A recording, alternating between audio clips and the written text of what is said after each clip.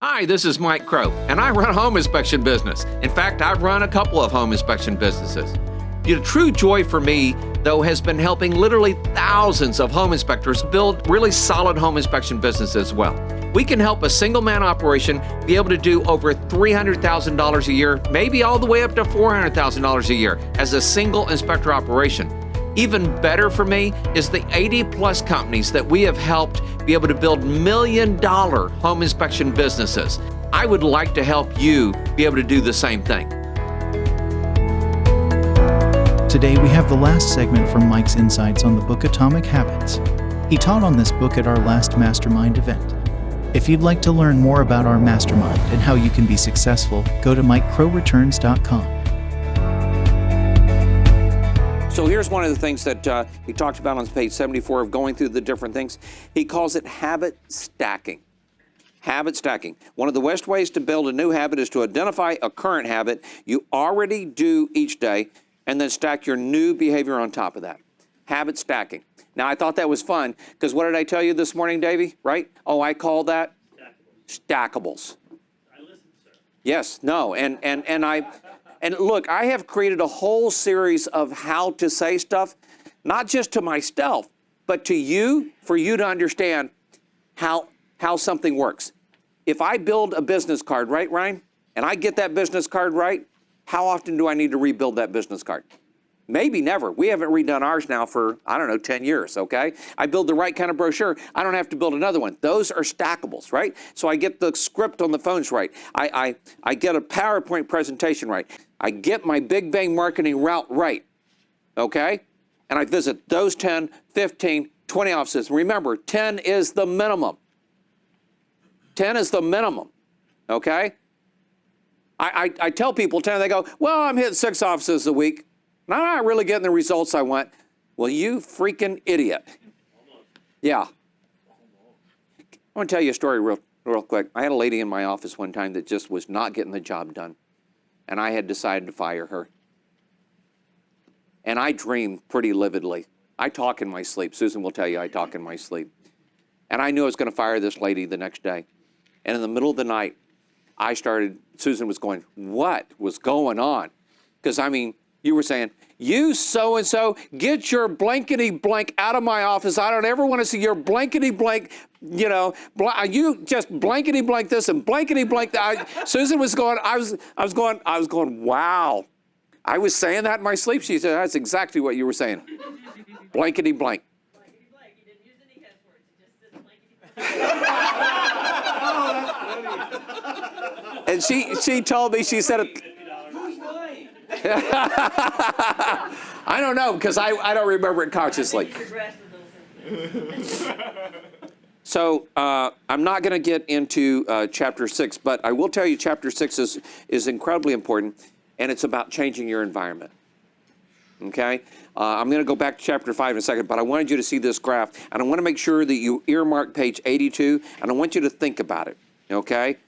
I was in the grocery store. We knew that if we put things in certain places, people buy more of it. Okay? My favorite, and I have tons of them, one of my favorite stories of Disney's, he's walking through an airport once. Can you imagine this? He's walking through an airport once, and he looks into the gift shop, and he sees his product in there. And at first he smiles, and then he realizes it's on the bottom shelf. And he's got a couple of guys with him, right? And so they literally stop, and he pulls all of his stuff off the shelf. And one of the ladies over there came over and said, can I help you, sir? And you know what he said? Nope, I got this. And he moved everything from the eye level shelf down to that shelf and put his stuff up at the eye level shelf. And I thought, that's a man after my heart. That's a man after my heart. True sales rep right there. What? True sales rep right there. Yeah, and and of course, if you did that at Winn-Dixie, you'd never be allowed in the store again. But still, at a certain point, you got to be gutsy enough to do things. Yes, sir. Boss, I got corrected because I went to a JPAR office and did the same thing. I moved our stuff where it was more visible and moved the competitors' stuff to the very end. They got on to me for that. They weren't mad. They just didn't want me to rearrange it. But yeah, I was gutsy that way. So I'm going to tell you the one thing that you may have needed to do is move it one each time. Gotcha. You see what I'm saying? All right. So small things lead to big things. Going back to the last chapter, the first law of behavior change is make it obvious. Thank you, Craig. The two common cures are time and location. You got to create an implementation intention. So you want to say it aloud. I will blank at blank in blank. I would highlight that one big time. It's on page 79. I will blank in blank at blank. The reason people don't mark it is because they don't put it on their schedule. I would change one word in that sentence. What would you change? I would take out the word will. I do such and such, though. Yes. I'm sorry, I mark it on Tuesdays. Right. I'm perfectly good with that. I am perfectly good with that. And you know what? I'm wondering if it does say will. All right. Yeah. Huh? 79 in chapter summary. It's about the halfway down. So, for instance, I would say, I do push-ups in the morning when I turn the shower on. Okay? So there you go. Habit stacking, of course, is the next part of that, and creating those habits. And then understanding how to change your environment. All right? So, guys, you have no idea how much thought goes into setting this room up. You really have no idea. I literally have drafted 20 ways so that we could set this room up. And depending on the number of people, it changes, obviously, all right? But my favorite, for instance, is during the mastermind session, it's what shape? U-shape. It's U-shape. Couldn't it be this shape? Not as effective. Not as effective. Because I changed the environment. People are looking at each other. People can see each other. What did we have yesterday that happened during the inspector meeting? Cassandra was up here, and somebody was going, I'm looking at Jeff over there, and that is one proud papa, right? But you can see people. You can do different things.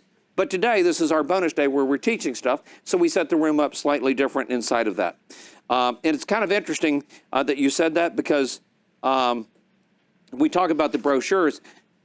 One of the things that I would love to do is get a brochure of certain things at the inspection for other services that we do. I have only talked about that for 20 years, but I haven't gotten it done yet, all right? And I would love to create a video introduction that gets played at every inspection. I've only talked about that for 20 years. Now, here's what I want you to understand is, I talk about a lot of things until they get done. Do you understand the difference? I didn't give up on it. I didn't say, well, I guess that's never going to happen. All right? The Christmas light thing, we talked about it on a call recently, and Coy immediately jumped on it, just stepped it up and played big. I was so impressed with him. Jonathan did the same thing, stepped up and played big. What you guys don't see was I've been turning the heat up on the Christmas lights for 3 years. And then, boom, we hit 212 degrees. And now we do Christmas lights. But everybody thinks, oh, they're doing Christmas lights now. I started hiring people to do it on my house 3 years ago. Watching how they did it, seeing what they charged. How can we do that? Okay? And now, and then, by the way, then I hired people to come in and teach me and Jonathan and people how to do it. The coolest thing about this, you traveled from where, Minnesota? You changed your environment. Totally. Totally. It's snowing up there. Well, it's snowing up there. Oh my gosh. Okay? You drove down from Oklahoma. When you change your environment, you actually give yourself a better chance of success than at any other time. And when you come and get around other people that want you to be successful, that are there to try and you help be successful, you increase your chances of success. And honestly, one of the reasons I love to coach is because you girls, you folks help me be successful just by teaching you how to do it as well. So Juan, we talked about the 3, 3, and 3, and then of course Susan pointed it out, and other people. And I want to make sure that you understand, at some point, you have other inspectors train other inspectors, right? It makes them better inspectors. When I try to help you guys be better business owners, it's helping me help Jonathan so that we can do a better business this weather. I want to tell you thank you for that. But I also want to tell you, you can do it just as easily. Maybe I shouldn't use that word. You can do it as well. Will it be easy? Maybe, maybe not, okay? But you can do it as well. Is it worth it? This is one of the best things you've said, and I say it all the time. You've heard me say it, right? If you're willing to do what others are not for at least 2 or 3 years, you get to do things the rest of your life that people just dream about. I'm building Crow Village. I now have 4 out of 7 homes. Awesome. 4 out of 7 homes. Susan and I are going to go see penguins in Antarctica this next year, okay? In South America. At that point, she will have been on every continent in the world. She will be one ahead of me. I'm going to fix that in 2024, all right? We're going to go to Egypt in 2024 and do some other things and see more of Africa and do some cool things. I get to do what I do now because I worked my butt off. And you know the biggest part, Scott, is that people go, I had a brother-in-law at one point. He went, if you have to work more than 40 hours a week, there's something wrong with your business. He didn't last. He's a great guy, wonderful guy. But I work hardly at all compared to him, still today.